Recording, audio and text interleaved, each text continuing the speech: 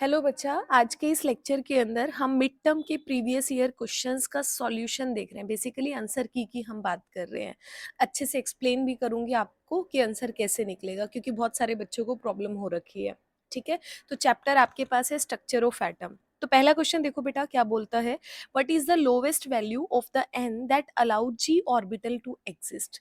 ठीक है, ये क्वेश्चन कई फॉर्म में पूछा गया है, दो क्वेश्चन की फॉर्म में पूछा गया है। एक बार जी ऑर्बिटल के लिए पूछा गया है बेटा, और कई बार आपसे डी ऑर्बिटल के लिए पूछता है। तो देखो, आपके पास अगर n की वैल्यू 1 है ना बेटा, तो सिर्फ एक ऑर्बिटल एग्जिस्ट करता है, वो 1s होता है। n की वैल्यू 2 है तो आपके पास 2s जाएगा, 2p जाएगा। n की वैल्यू 3 है तो 3s, 3p, 3d आपके पास जाएगा। n की वैल्यू 4 है तो आपके पास 4s, 4p, 4d और 4f आपके पास जाएगा। n की वैल्यू 5 है तो आपके पास 5s, 5p, 5d, आपके पास 5f और उसके बाद 5g आपके पास होता है। ठीक है, तो ये आपके पास बेटा, आपने ओफ्पा प्रिंसिपल के अंदर ये डायग्राम बहुत अच्छे से बनाया है। ठीक है, तो अब देखो यहाँ पर अगर आप ध्यान से देखोगे कि s ऑर्बिटल कहाँ इंट्रोड्यूस्ड होता है, जहां पर n की वैल्यू 1 है। p सबसे पहले आपके पास लोवेस्ट वैल्यू p की n के लिए क्या है बेटा, आपके पास 2 है। d के लिए आपके पास क्या बनेगी, डी के लिए आपके पास देखो 3 बनेगी बेटा। तो जब डी का आंसर पूछेगा तो एन की वैल्यू आपके पास बेटा 3 आएगी। जब आपसे एफ का पूछेगा तो आपके पास क्या जाएगा, एन की वैल्यू आपके पास 4 बनेगी। ठीक है, अगर आपसे जी का पूछ रहा है आपसे, तो इसका मतलब बेटा एन की वैल्यू आपके पास क्या है, 5 है। तो इस तरह से आपका ये आंसर देना था। समझ आया? बहुत सारे बच्चे इस क्वेश्चन को कर नहीं पाए थे। क्वेश्चन बहुत ईजी है बेटा, क्वेश्चन को एक दो बार पढ़ा करो। ठीक है, अगर पहली बारी में समझ ना आए तो। अगला क्वेश्चन देखो, calculate the wavelength of an electron moving with the velocity of 2.05 into 10⁻⁷ metre पर सेकेंड। ऐसा क्वेश्चन बेटा बहुत आएगा पेपर में। इसने क्या बोला है, इसने बोला है कि वेवलेंथ आपको बतानी है, मतलब लैम्डा की वैल्यू आपको कैलकुलेट करनी है। ठीक है, आपको वेलोसिटी दे दी, मतलब v की वैल्यू दे दी आपको 2.05 इंटू 10⁻⁷ मीटर पर सेकेंड। मास ऑफ इलेक्ट्रॉन आपको दे दिया बेटा 9.1 इंटू 10⁻⁻31 kg आपके पास। ठीक है, तो यहाँ पर आपके पास डी ब्रोगली इक्वेशन के अकॉर्डिंग लैम्डा क्या होता है, h/mv आपके पास होता है। मोस्ट इंपॉर्टेंट है, ये आपको अपनी पॉकेट में जरूर डालना है बेटा आज के एग्जाम के लिए। ठीक है, तो लैम्डा इक्वल टू h/mv आपके पास है, क्या है, डी ब्रोगली रिलेशनशिप कह लीजिए, या फिर इक्वेशन, ये बेसिकली आपके पास होती है। अब देखो लैम्डा आपको निकालना था बेटा। अब देखो एच आपके पास क्या होता है, प्लैंक कांस्टेंट है, ये आपके पास कांस्टेंट वैल्यू है। मास ऑफ इलेक्ट्रॉन आपको दिया है, वी आपको दिया है, बस आपको वैल्यूज को पुट करना था। ठीक है, तो लैम्डा की वैल्यू आपके पास क्या आएगी, एच की value 6.626 into 10⁻⁻34 kilogram metre square पर सेकेंड आपके पास। मास देखो आपके पास 9.1 इंटू 10⁻⁻31 kg आपके पास। ठीक है, v की वैल्यू 2.05 इंटू 10⁻⁷ मीटर पर सेकेंड। जब आप इस पूरे को सॉल्व करोगे बेटा, तो लैम्डा की वैल्यू 3.55 इंटू 10⁻⁻11 मीटर आपके पास आंसर आ जाएगा। ठीक है, तो किसका सही आंसर है वो मुझे बताना बेटा, किसने सही, कितने क्वेश्चन सही किए हैं आज वाले लेक्चर के अंदर, तो मुझे कमेंट बॉक्स में कमेंट करके जरूर बताना। ठीक है, आगे बढ़ते हैं। अगला क्वेश्चन आपके पास है, right any two difference between the orbit and orbital. आपके पास क्या है, ऑर्बिट है बेटा, और एक आपके पास ऑर्बिटल है। दोनों के बीच में दो डिफरेंस आपको कम से कम बताने हैं। देखो बेटा, ऑर्बिट क्या होता है, ऑर्बिट जिसके अंदर इलेक्ट्रॉन रिवॉल्व कर रहा है। आप क्या बनाते हो, एक न्यूक्लियस, सबसे नॉर्मल डायग्राम आप बनाते हो, ये न्यूक्लियस बनाया, ये आपने पहली शेल बनाई, ये आपने दूसरी शेल बनाई। इसे क्या बोलते हो, इलेक्ट्रॉन रिवॉल्व कर रहा है आपके पास इस सर्कुलर पाथ के अंदर, इसी को क्या बोलते हो बेटा, ऑर्बिट आप बोलते हो। ठीक है, इसका मतलब ऑर्बिट जो होता है वो क्या होता है, डेफिनेट पाथ आपके पास होता है, फिक्स आपके पास है कि इलेक्ट्रॉन यहाँ पर रिवॉल्व करेगा। ठीक है, लेकिन जब आप ऑर्बिटल बनाते हो बेटा, तो ऑर्बिटल आपके पास क्या होता है, एक प्रोबेबिलिटी रीजन आपके पास बेसिकली होता है। एक क्वेश्चन है बहुत फेमस और बहुत इंपॉर्टेंट क्वेश्चन है, आपके पास साई स्क्वायर है, इसका सिग्निफिकेंस आपके पास क्या होता है, ठीक है। तो साई स्क्वायर आपके पास क्या बताता है, अगर आपने साई लिखा, इसका कोई भी वैल्यू नहीं होता बेटा, इस वेव फंक्शन की कोई भी वैल्यू नहीं होती, कोई सिग्निफिकेंस नहीं होता।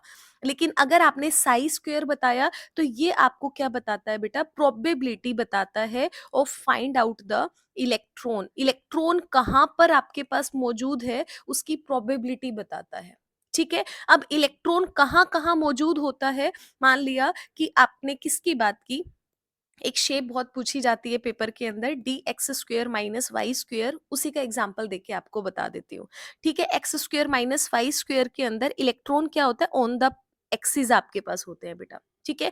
ये जो आपने ऑर्बिटल बनाया, इसे क्या बोलते हैं, ये ऑर्बिटल आपने बनाया बेटा, ठीक है। इसका मतलब ये जो मैंने लाइनिंग की है, वो लाइनिंग एज इट इज नहीं होती है, ये आपको साई स्क्वेयर की वैल्यू बताता है कि इलेक्ट्रॉन की पॉसिबिलिटी है वो इस एरिया के अंदर आपके पास है। तो ये जो प्रोबेबिलिटी रीजन आपके पास बेसिकली होता है, जो साई स्क्वायर आपको बताता है, इस प्रोबेबिलिटी रीजन को ही हम क्या बोलते हैं, ऑर्बिटल बोलते हैं। इंपॉर्टेंट क्वेश्चन है, मैंने आपको यहाँ पर 2 क्वेश्चन और बता दिए हैं जो इंपॉर्टेंट है, ठीक है। इसके साथ एक और देख लो, जब हम डी एक्स वाई की आप देखते हो तो आप सीधा x लिखते हो, y लिखते हो, यहाँ बिटवीन द एक्सिस आप यहाँ पर शेप्स को बनाते हो, तो ये आपके पास एक्स स्क्वायर वाई जेड, आपके sorry d x y, d y z और डी एक्स जेड के लिए इस तरह का स्ट्रक्चर होता है, एक्स स्क्वायर माइनस वाई के लिए ये होता है, ठीक है। तो यहाँ पर मैंने और भी क्वेश्चन आपको बता दिए, इंपॉर्टेंट है, पेपर में आपको पता होना चाहिए इसका।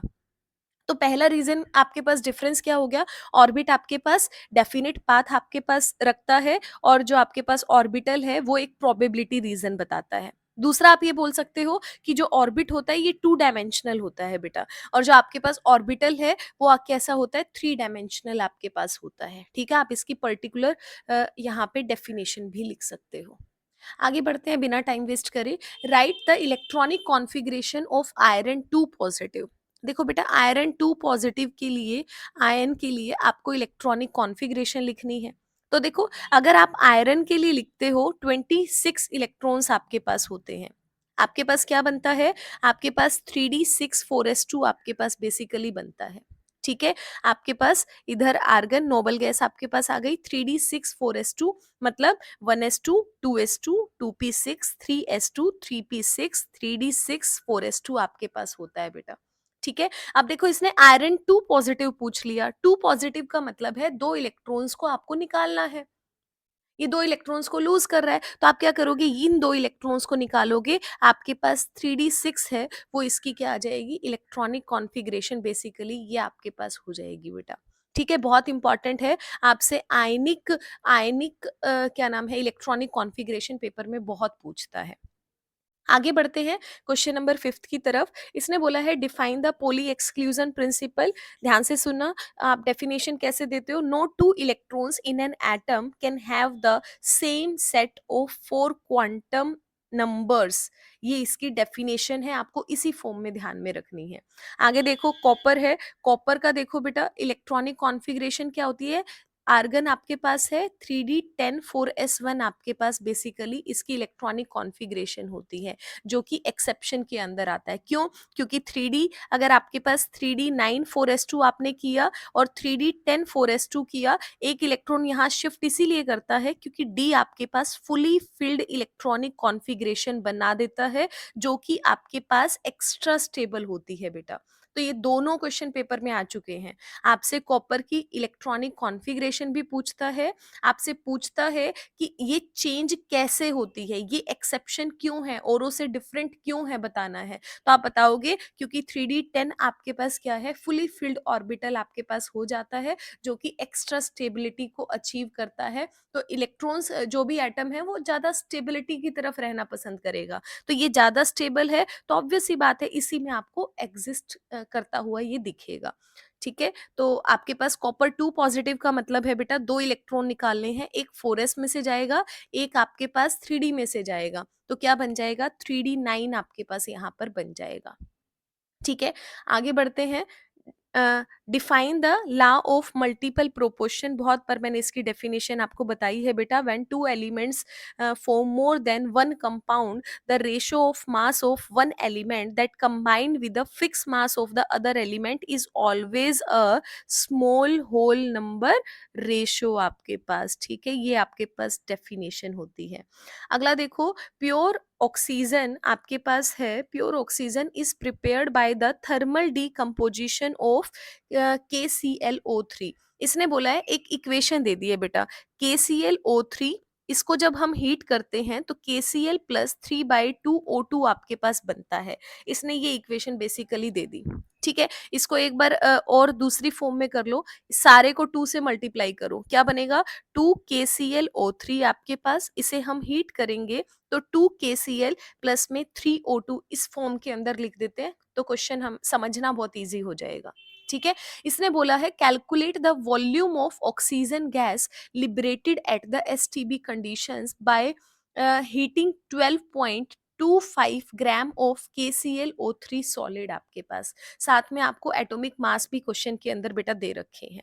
ठीक है, तो क्वेश्चन देखने में बहुत बच्चे घबराते हैं, और जब ये क्वेश्चन कई बार जब भी रिपीट हुआ है, बहुत कम बच्चों ने अटेम्प्ट किया है बेटा. क्वेश्चन को ध्यान से समझना, इजी है, इंपॉर्टेंट है. ठीक है, देखो पहला काम क्या किया आपने, इसको बैलेंस कर लिया बेटा. बैलेंस पहले भी था, लेकिन आपने यहाँ फ्रैक्शन की फॉर्म में था, आपने इसको 2 से मल्टीप्लाई कर के इस फॉर्म के अंदर बैलेंस इक्वेशन लिख लिया. अब अगला काम क्या है, आप सबका मोलर मास निकालो. सबसे पहले आपके पास देखो कितना दिया है, KClO3 है, इसका मास दिया है 12.25 ग्राम. ठीक है, अगर मैं यहाँ पर मोलर मास की बात करूंगी KClO3 की, तो आपके पास कितना आ जाएगा, सबका एटॉमिक मास दिया है, सबको अगर एड ऑन करोगे तो आपके पास 122.55 ग्राम पर मोल आपके पास आ जाएगा बेटा. ठीक है, तो आप देखो यहाँ पर गिवन मास आपके पास कितना है, 12.25, और आपके पास मॉलिक्यूलर मास 122.55. तो आप यहाँ पर क्या निकालोगे बेटा, नंबर ऑफ मोल्स निकालोगे. नंबर ऑफ मोल निकालने के लिए 12.25 अपॉन में 122.55 आप करोगे. ठीक है, जैसे ही इसको सॉल्व करोगे 0.1 मोल आपके पास निकल कर आ जाएगा. ठीक है, अब देखो आपने मोल निकाल लिया कि अगर आपके पास यहाँ पर इस क्वांटिटी के अंदर मोल कितना है, 0.1 मोल है. मतलब आपको 0.1 मोल के अंदर बताना है कितनी वॉल्यूम आपके पास ऑक्सीजन की लिबरेट ऑफ ऑक्सीजन निकालेंगे, कि ऑक्सीजन कितने मोल आपके पास प्रोड्यूस्ड हुई है. ठीक है, अब यहाँ से इक्वेशन के अंदर देखो कितना है, अगर मैं 1 मोल की बात कर रही थी आपके पास, तो ऑक्सीजन कितना है, 3/2 मोल आपके पास है. आप यहाँ से भी करोगे तो लिख सकते हो कि 2 मोल अगर आपके पास KClO3 के हैं बेटा, तो आपके पास कितना बन रहा है, 3 मोल ऑक्सीजन बन रहा है. मतलब 1 मोल KClO3 है तो 3/2 मोल आपके पास किसके हैं, ऑक्सीजन के हैं. ठीक है, अगर आपने 0.1 मोल KCl3 दिया है, तो इसका मतलब आपके पास मोल्स ऑफ ऑक्सीजन प्रोड्यूस्ड आपके पास आएगा बेटा. तो कैसे, कितना आएगा, 3/2 आपके पास मल्टीप्लाई 0.1 आपके पास आ जाएगा. मतलब आपके पास 0.15 मोल आपके पास आ जाएगा. ठीक है, सिंपल किया है. आपके पास 1 मोल यहाँ पर KClO3 है, 1 मोल के लिए 3/2 O2 आपके पास आ गया. तो 0.1 के लिए निकालोगे बेटा, तो मल्टीप्लाई क्या करोगे, 0.1 ही करोगे ना, तो आपके पास कितना निकल कर आ जाएगा, 0.15 मोल आ जाएगा. अब देखो आंसर आपने किस में निकाल लिया, मोल के अंदर निकाल लिया. पूछा क्या है, वॉल्यूम पूछी है, तो सीधी सी बात है, आपके पास 1 मोल क्या होता है बेटा, 22.4 लीटर के इक्वल आपके पास होता है. ठीक है, लीटर पर मोल आपके पास वॉल्यूम होती है ना, इसका मतलब 1 मोल के अंदर इतनी वॉल्यूम आपके पास होती है. और अगर आप 0.15 के अंदर निकालोगे बेटा, तो 22.4 इंटू 0.15 आ जाएगा. मतलब 3.36 लीटर आपके पास यहाँ पर आंसर आ जाएगा. समझ आया?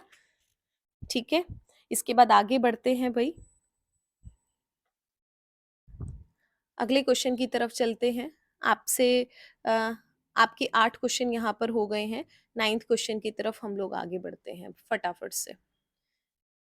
इधर देखो बेटा, 9th question, using the SP, आपके पास SPDF notation describe the orbital with the following quantum number आपके पास. ठीक है, n की वैल्यू 1 है, l की वैल्यू 0 है. बेटा ये वाले क्वेश्चंस बहुत आते हैं, एक बार इसको ध्यान से समझ लो.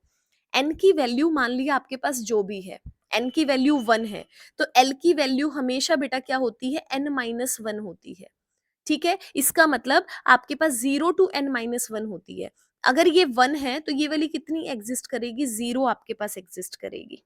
ठीक है, आपके पास तो अगर इन दोनों को मिलाओगे तो आपके पास अगर l की वैल्यू 0 है, ये क्वेश्चन बहुत पूछता है बेटा पेपर में, l की वैल्यू 0 है तो ऑर्बिटल कौन सा होता है आपके पास, एस ऑर्बिटल होता है। एल की वैल्यू 1 है तो पी ऑर्बिटल बेटा आपके पास होएगा। अगर एल की वैल्यू 2 है तो डी ऑर्बिटल आपके पास होता है।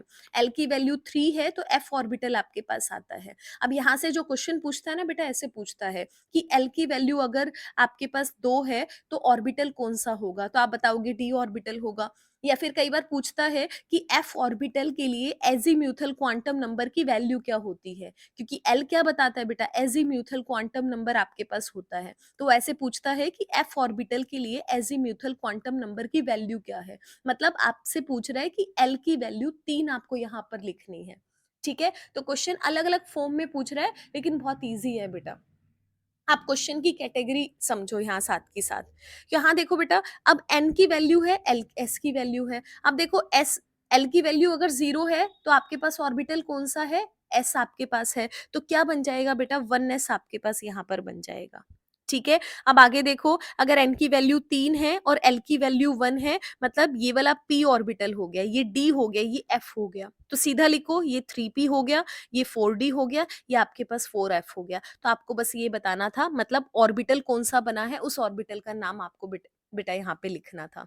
ठीक है, आगे बढ़ते हैं 10th क्वेश्चन की तरफ। 10th क्वेश्चन आपसे पूछता है, an element with the mass number 81 contains 31.7% more neutrons as compared to protons, assign the atomic symbol। ये मेरे ख्याल से आप लोगों ने क्वेश्चन कर लिया होगा, क्योंकि क्वेश्चन पेपर मैंने जब सॉल्व कराया था उसमें एक क्वेश्चन मैंने बहुत अच्छे से समझाया भी है बेटा। ठीक है, एक बार इसको दोबारा से भी देख लो। आपके पास देखो मास नंबर दिया है बेटा, मास नंबर आपको दिया है 81 दिया है। अगर मैं सीधी बात करूंगी, मास नंबर किसके इक्वल होता है, नंबर ऑफ प्रोटॉन प्लस में नंबर ऑफ न्यूट्रॉन के इक्वल बेटा आपके पास होता है। ठीक है, ये आपके पास बेसिकली फॉर्मूला होता है। आगे देखो क्वेश्चन के अंदर क्या बोलता है, an element with the mass number 81 contains 31.7% more neutrons as compare to protons. Proton के कंपैरिजन में 31.7% ज्यादा न्यूट्रॉन है। मतलब अगर मैंने यहाँ पे प्रोटॉन की वैल्यू को x मान लिया बेटा, तो अगर आप न्यूट्रॉन निकालोगे तो वो कितनी ज्यादा है, 31.7%। तो उसके लिए क्या करोगे, ज्यादा है तो x के अंदर प्लस करोगे ना, कितने परसेंट ज्यादा है, 31.7। परसेंटेज का मतलब 100, किसके कंपैरिजन में, प्रोटॉन के कंपैरिजन में, मतलब 31.7 अपॉन 100 इंटू एक्स आपके पास आएगा। तो आपका बस की पॉइंट यही था, जिसने ये वाली इक्वेशन लिख ली उसका क्वेश्चन वैसे ही निकल कर आ जाएगा। ठीक है, अब देखो यहाँ पर एन आपके पास न्यूट्रॉन है, न्यूट्रॉन किसके इक्वल है, एक्स प्लस में 31.7 परसेंटेज ऑफ एक्स, मतलब 31.7 अपॉन 100 इंटू एक्स आपके पास है। अब इसको सॉल्व करो बेटा, आपके पास क्या आ जाएगा, इसे सॉल्व करेंगे तो x प्लस में आपके पास 0.317x हो जाएगा। मतलब यहाँ पर n नंबर ऑफ न्यूट्रॉन्स कितने आ गए, 1.317x बेटा आपके पास निकल कर आ गए। ठीक है, अब देखो अगर आपने न्यूट्रॉन्स को निकाल लिया, अगर आपने बेटा न्यूट्रॉन्स को यहाँ पर निकाल लिया, इधर देखो, या इसको रबी कर देते हैं जो साइड में पिछला क्वेश्चन किया हुआ है हमने। ठीक है, देखो बेटा आगे ध्यान से एक बार फटाफट से, यहाँ देखो नंबर ऑफ न्यूट्रॉन्स हमने निकाल लिए, मतलब हमारे पास नंबर ऑफ न्यूट्रॉन आ गए। अब देखो जो ये मैंने फॉर्मूला लिखा है, मास नंबर कितना है, 81 है। प्रोटॉन को क्या माना, एक्स माना बेटा। न्यूट्रॉन क्या निकाले हैं, अभी अभी निकाले हैं, 1.317 एक्स हमने यहाँ पे निकाला है।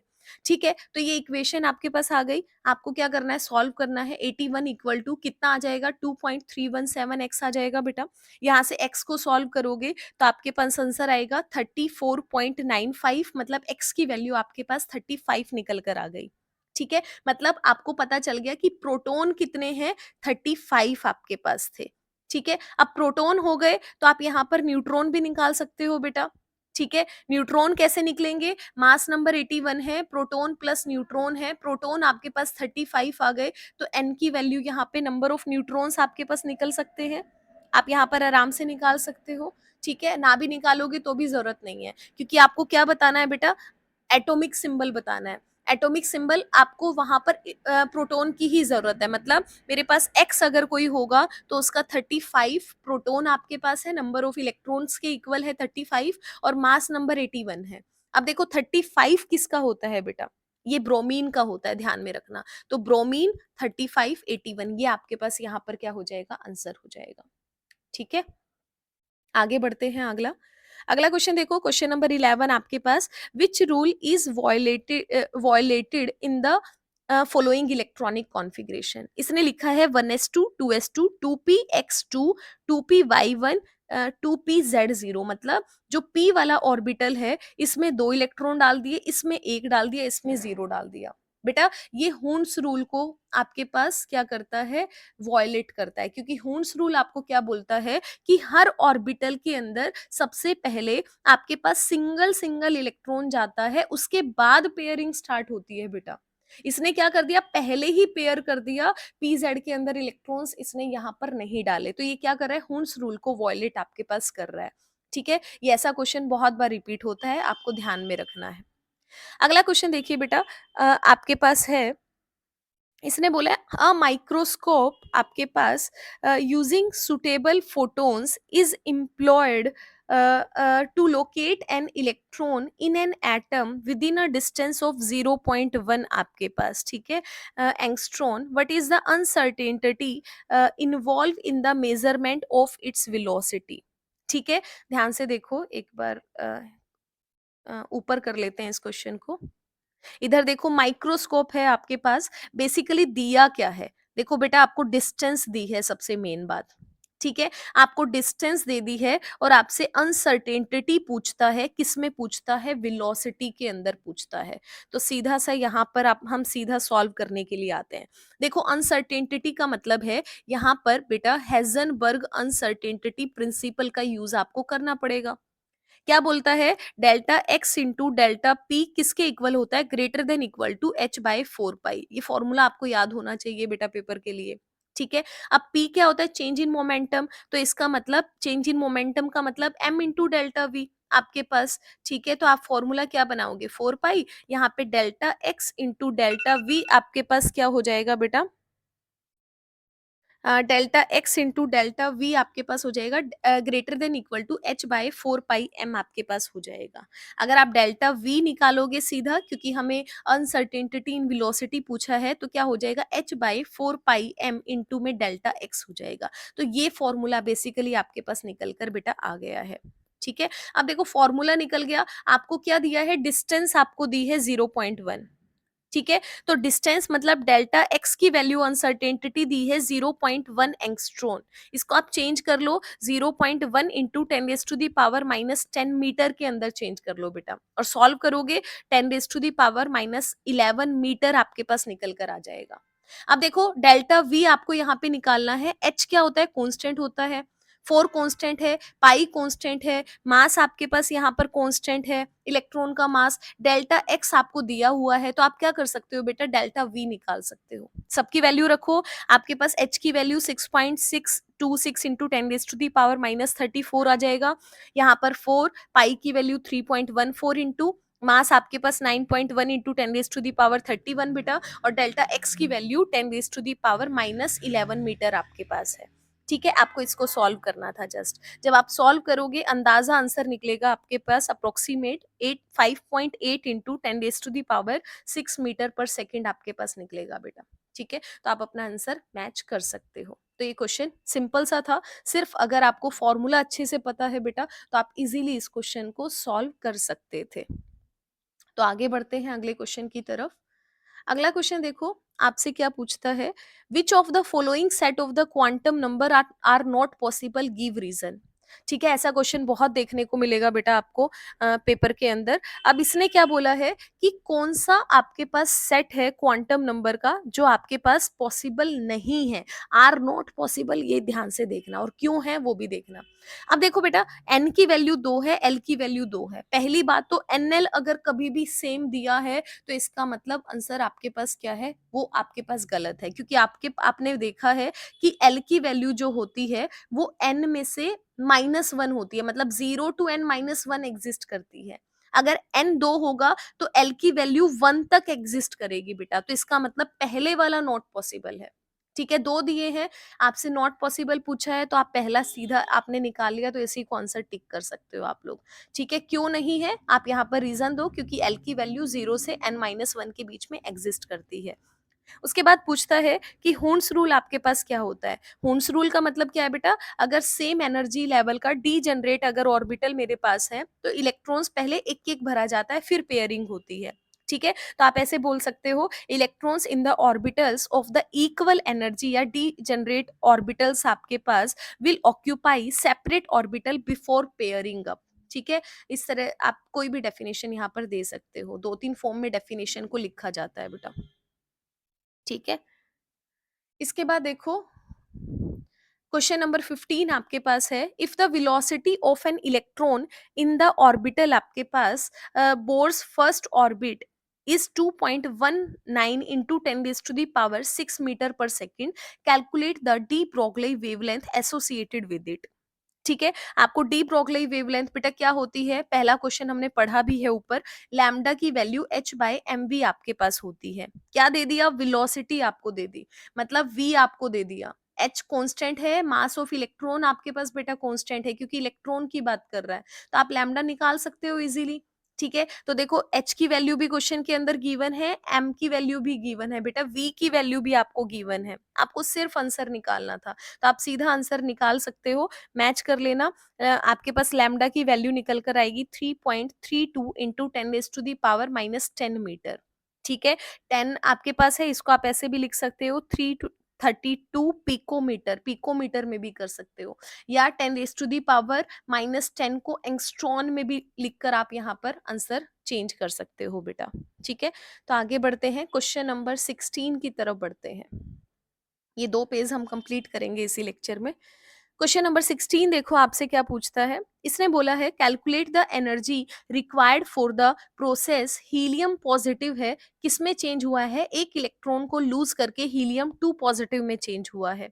आगे इसने दिया है ionization energy for the hydrogen atom in the ground state, ये वाली, मतलब आयनाइजेशन एनर्जी आपको किसकी दे दी बेटा, हाइड्रोजन के लिए दे दी, और आपसे इक्वेशन हीलियम पॉजिटिव के लिए दे दी। ठीक है, अब देखो बेटा, हीलियम पॉजिटिव का मतलब क्या है, हीलियम में 2 इलेक्ट्रॉन होते हैं, एक आपने निकाल दिया तो क्या हो गया, 1 इलेक्ट्रॉन सिस्टम आपके पास बन गया ना।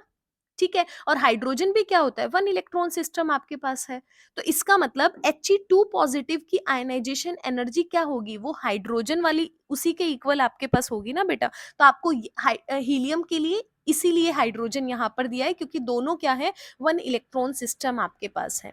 ठीक है, आपको निकालना क्या है, एनर्जी बेसिकली यहाँ पर निकालनी है, तो आप बहुत इजीली निकाल सकते हो। देखो आप यहाँ सॉल्व करके बताती हूँ। देखो हीलियम पॉजिटिव है, चेंज हुआ हीलियम 2 पॉजिटिव प्लस में इलेक्ट्रॉन के अंदर, तो आपके पास एनर्जी क्या हो जाएगी, हीलियम पॉजिटिव के अंदर वो -2.18 into 10 raise to the power -8 18 z square by n square, ये आपके पास क्या होता है, एनर्जी का फॉर्मूला होता है। ठीक है, अब देखो Z आपके पास कितना है, आपके पास हीलियम के लिए बात हो रही है, तो एटॉमिक नंबर क्या हो जाएगा बेटा, आपके पास 4 हो जाएगा, 2 का स्क्वायर 4 हो जाएगा। n की वैल्यू पूछ रहा है, देखो ग्राउंड स्टेट में पूछ रहा है, मतलब n की वैल्यू आपके पास क्या है बेटा, 1 है, तो आप इसको सॉल्व करोगे, multiply -2.18 into 10 raise to power -18 करके, तो आपके पास आंसर आएगा -8.72 इंटू 10 रेज टू पावर -18। ठीक है, ये आपके पास जूल के अंदर आंसर आ जाएगा बेटा। अगला क्वेश्चन, बढ़ते हैं अगले क्वेश्चन की तरफ। अगला क्वेश्चन देखो बेटा, question number 17, how many subshell, आपसे पूछा है how many subshells are associated with the n equal to आपके पास 4। देखो n की वैल्यू अगर 4 आपके पास है तो सब शेल कौन बताता है, एक्जीम्यूथल क्वांटम नंबर, मतलब l की वैल्यू बताता है। अब l की वैल्यू क्या होती है बेटा, 0 टू n-1 होती है। ठीक है, सब शेल पूछ रहा है, ध्यान रखो। अब देखो 0 टू n-1 का मतलब है 0 1 2 3, एक कम n से, तो ये तीन चार एग्जिस्ट करेंगी। 0 का मतलब s, मतलब s p d f आपके पास एग्जिस्ट करेंगी। ठीक है, मतलब टोटल कितनी करेंगी, 4 आपके पास करेंगी। जितनी n की वैल्यू है उतनी ही आपके पास क्या होंगी, सब शेल होंगी। अगला इलेक्ट्रॉन देखो बेटा, क्वेश्चन देखो, how many electrons will be present in the sub shell having ms value of the 1 - 1/2 for the n equal to 4। बहुत इंपॉर्टेंट क्वेश्चन है, ऐसा क्वेश्चन बार बार पूछता है। ठीक है, क्या बोला है इसने, इसने बोला है n की वैल्यू अगर 4 है तो आपको नंबर ऑफ इलेक्ट्रॉन्स बताने हैं। ठीक है, इसमें फिक्स कर दिया ms की वैल्यू -1/2 है, मतलब ms की वैल्यू 2 होती है बेटा, प्लस हाफ और आपके पास माइनस हाफ होती है। तो इसने एक के लिए पूछा है, मतलब 2 इलेक्ट्रॉन की बात नहीं करेगा, ऑर्बिटल में एक इलेक्ट्रॉन के लिए पूछेगा। मतलब नॉर्मली जो आप आंसर निकालते हो ना, उसको आप पूरे को हाफ कर देना। अब देखो n की वैल्यू अगर आपके पास 4 है बेटा, तो आपके पास क्या होगा, l की वैल्यू 0 1 2 3 आपके पास एग्जिस्ट करेगी। समझ रहे हो? तो आपके पास मतलब क्या ऑर्बिटल बन रहा है, 4s ऑर्बिटल बन रहा है, 4p बन रहा है, 4d आपके पास बन रहा है, 4f ऑर्बिटल बन रहा है। अब सीधा इलेक्ट्रॉन देखो, s के अंदर एक ऑर्बिटल है आपके पास, p के अंदर 3 ऑर्बिटल है, d के अंदर आपके पास 5 ऑर्बिटल है बेटा, f के अंदर आपके पास 7 ऑर्बिटल आपके पास है। 1 2 3 4 5 6 और 7 आपके पास। ठीक है, तो आपसे पूछा है एस ऑर्बिटल, एक ऑर्बिटल है तो 2 इलेक्ट्रॉन आपके पास, 3 ऑर्बिटल है तो 6 इलेक्ट्रॉन, डी है तो 10 इलेक्ट्रॉन, एफ है तो 14 इलेक्ट्रॉन। आपको क्या पूछा है, ये टोटल किसके लिए होता है, एमएस प्लस माइनस हाफ के लिए होता है बेटा। आपसे आधी वैल्यू पूछी है तो आप क्या करोगे, यहाँ 1 हो जाएगा, यहाँ 3, यहाँ 5 और यहाँ 7, इसको टोटल कर लो, कितना आएगा, 16 इलेक्ट्रॉन्स आपके पास आ जाएंगे। ठीक है, बहुत सारे फॉर्मूले, कई बार मैं फॉर्मूले से शॉर्टकट से बेटा इसलिए नहीं बता रही हूँ क्योंकि वहां पर जाकर सब शेल वाले का फॉर्मूला आप लोग इलेक्ट्रॉन्स में डाल देते हो, इलेक्ट्रॉन का फॉर्मूला आप कहीं और डाल देते हो। तो आप सिंपल जो प्रोसीजर है वहां से कर सकते हो ताकि कोई भी गलती ना हो। 17th का सी देखो, ये वाला क्वेश्चन रिपीट है, हम पढ़ चुके हैं। Draw the shape of d x square minus y square, मैं आपको बता चुकी हूँ, एक्सिस पर एक्स वाई यहाँ पर होंगे, मैंने कराया है ये क्वेश्चन। अगला देखो 18th का बी आपके पास क्या होगा, बी वाला क्वेश्चन, 18th का बी, इसने क्या बोला है, 100 watt bulb emit the monochromatic light of the wavelength 400 nanometre, मतलब लैम्डा की वैल्यू दी है बेटा 400 नैनोमीटर। चेंज कर लो, 400 इंटू 10 -9 मीटर आपके पास हो जाएगी यहाँ पर। ठीक है, आगे बोला है एक आपको वोट दिया है, वोट का मतलब क्या होता है बेटा, पावर होता है। ठीक है, पावर आपके पास क्या होती है, आपके पास पावर आप वोट है, इसको हम चेंज कर सकते हैं सीधा जूल पर सेकंड के अंदर, मतलब एक सेकंड के लिए कितनी एनर्जी, मतलब एनर्जी अपॉन टाइम होता है ना बेटा, तो एक सेकंड में कितनी एनर्जी आपके पास यूज होती है वही आपको पावर बताती है। तो आप इसको सीधा लिख सकते हो कि आपके पास ई की वैल्यू क्या हो जाएगी, n h c by lambda आपके पास बेसिकली हो जाएगी। ठीक है, उसी के बारे में बात कर रहा है आपके पास, तो बस सीधा आपको यही फॉर्मूला बेटा लगाना था। एनर्जी देखो, पावर का मतलब क्या है, एक सेकंड में कितनी एनर्जी यूज हुई है, तो आप सीधा एनर्जी का फॉर्मूला लगाओ। एनर्जी क्या हो जाएगा, एन एच सी बाय आपके पास लैम्डा हो जाएगा। अब देखो एनर्जी आपके पास है, एन की वैल्यू आपके पास आपके पास कहाँ गया क्वेश्चन, हाँ देखो नंबर ऑफ फोटोन्स है वो आपको यहाँ पर निकालने थे, तो नंबर ऑफ फोटोन्स मतलब एन की वैल्यू आपको निकालनी है, एच कांस्टेंट है सबको पता है, सी आपके पास स्पीड ऑफ लाइट है, 3 × 10⁸ वैल्यू आप लिख सकते हो, लैम्डा की वैल्यू 400 × 10⁻⁹ मीटर आपके पास है। ठीक है, और यहाँ पर एनर्जी क्या हो जाएगी बेटा, कितना दिया है, 100 वोट दिया है, मतलब 100 जूल एनर्जी आपके पास यहाँ पर, जूल पर सेकंड आपके पास होती है ना, तो एक सेकंड के अंदर 100 जूल आपके पास यूज हो रही है, तो आप इस वैल्यू का यहाँ पर यूज करोगे, तो यहाँ से सारी वैल्यू निकालोगे, एच की वैल्यू भी पुट करके जो क्वेश्चन के अंदर दी है। ठीक है, तो यहाँ पर एन आपके पास निकल जाएगा, आंसर आएगा 2 × 10⁻20 के अराउंड आएगा आपके पास बेटा। ठीक है, तो ये आपके पास आंसर हो जाएगा। तो क्वेश्चन नंबर 18 भी हमारा हो गया है। एक बार आगे बढ़ लेते हैं फटाफट से। अगला क्वेश्चन देखो, अकाउंट फॉर द फॉलोइंग। आपको पहला क्वेश्चन पूछा है, बोर ऑर्बिट आपके पास है। Bohr orbit are called the stationary orbit. क्यों बोर ऑर्बिट को स्टेशनरी ऑर्बिट बोला जाता है, इसका आंसर आपको बेटा बताना है। सेकंड क्वेश्चन भी देख लो एक बार। सेकंड क्वेश्चन के अंदर आपसे पूछता है कि a moving cricket ball can not have the wave character. Moving cricket ball का वेव करेक्टर नहीं होता। क्यों नहीं होता बेटा? क्योंकि ये बॉल क्या होती है, बहुत बड़ी होती है बेटा साइज में, और जिसका साइज अगर बड़ा होता है तो वेवलेंथ आपके पास क्या हो जाती है, बहुत ही छोटी हो जाती है। और वेवलेंथ छोटी हो जाएगी तो ऑब्वियस सी बात है कि जो वेव प्रॉपर्टी आपके पास होएंगी वो बहुत ही छोटे, आपने पढ़ा है कि वेव प्रॉपर्टी है वो छोटे पार्टिकल्स के लिए नोटिसेबल होती है। ठीक है, तो आप इसका आंसर क्या बताओगे कि साइज बड़ा है तो वेवलेंथ आपके पास छोटी हो जाएगी, इसीलिए वेव करेक्टर इसका आपके पास नहीं होता है, नेग्लिजिबल ऑलमोस्ट होता है। ऊपर वाला देखो, बोर ऑर्बिट को हम स्टेशनरी ऑर्बिट क्यों कहते हैं? क्योंकि इसके पास फिक्स एनर्जी लेवल होता है बेटा। ठीक है, आपके पास इलेक्ट्रॉन्स ऑर्बिट्स के अंदर एनर्जी को एमिट नहीं करते हैं, और इनके पास क्या होता है, एक फिक्स एनर्जी लेवल आपके पास होता है, और इन्हीं ऑर्बिटल के अंदर इनडेफिनेटली इलेक्ट्रॉन क्या करता है, स्टे आपके पास कर सकता है। इस तरह से आप इसका आंसर लिख सकते हो। अगला देखो, क्वेश्चन नंबर 20 आपसे पूछा गया है, an ion with the mass number 56 आपके पास कंटेन द यूनिट आपके पास कितना positive charge and 30.4% more neutrons than the electrons, assign the symbol. देखो अभी अभी क्वेश्चन बताया था वैसा ही है। आपको क्या दिया है, मास नंबर दिया है 56 है बेटा, परसेंटेज कितना है, 30.4% मोर न्यूट्रॉन है।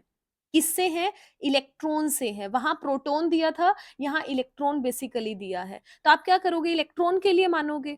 इलेक्ट्रॉन का आपने इलेक्ट्रॉन देख लिया कि एक्स आपके पास नंबर ऑफ इलेक्ट्रॉन हो गए, तो न्यूट्रॉन क्या हो जाएंगे, एक्स प्लस में 30.4% ऑफ एक्स आपके पास, मतलब एक्स प्लस में 30.4 अपॉन में 100 ऑफ एक्स आपके पास आ जाएगा। इसको सॉल्व करेंगे तो कितना बन जाएगा, 1.304 आपके पास एक्स बन जाएगा। क्लियर है ना? तो यहाँ पर आपके पास इतना हो जाएगा। अब देखो आगे आपको पता है मास नंबर क्या होता है बेटा, प्रोटॉन प्लस में न्यूट्रॉन होता है आपके पास। तो प्रोटॉन आपको कितना दिया है, 56 बेसिकली आपको दिया है। ठीक है, इनकी वैल्यूज आपको यहाँ पर लिखनी है। अब इससे पहले एक चीज ध्यान से देखना, इसने क्या बोला है, यहाँ पर बोला है कि an ion with the mass number contains 3 units of positive charge. इसने बोला है 3 यूनिट पॉजिटिव चार्ज इसके पास आपके पास है। 3 यूनिट पॉजिटिव चार्ज का मतलब है जो प्रोटॉन आपके पास होंगे वो x+3 बेटा आपके पास होंगे। ठीक है, और आपके पास n की वैल्यू हमने निकाल ही ली है, 1.304 x आपके पास आएगा। तो जब आप इसको सॉल्व करोगे ना बेटा, x की वैल्यू 23 आपके पास आएगी, और x की वैल्यू अगर 23 आएगी तो मतलब अगर आप यहाँ पर प्रोटॉन भी पूछता है, एक बार क्वेश्चन के अंदर पूछा गया था, प्रोटॉन आपके पास क्या हो जाएंगे, n+3, मतलब कितना हो जाएगा, 23 प्लस में 3 आपके पास 26 बेटा यहाँ पर हो जाएगा। समझ आया? ऐसे आपको ध्यान में रखना था इस क्वेश्चन को। आगे देखो, आप अगले क्वेश्चन की तरफ आगे बढ़ते हैं हम लोग। अ, आपको सिंबल असाइन करना है, सिंबल आप असाइन इजीली कर सकते हो बेटा। एक्स की वैल्यू 23 है, प्रोटॉन 26 आपके पास आ रहे हैं, न्यूट्रॉन आपके पास 30 आएंगे।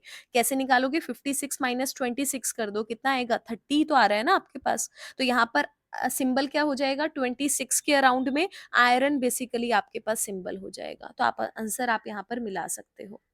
अगले क्वेश्चन की तरफ बढ़ते हैं। इसने बोला है डिफाइन द हुन्स रूल आपके पास for the maximum multiplicity. Hund's rule हम कई बार बेटा बात कर चुके हैं, हुन्स रूल की डेफिनेशन आप इजीली यहाँ पर दे भी सकते हो। ठीक है, सीधा आगे बढ़ते हैं। Work function for the caesium atom is 1.9 electron volt and calculate the, आपके पास थ्रेशोल्ड फ्रीक्वेंसी है वो आपको यहाँ पर कैलकुलेट करके बतानी है।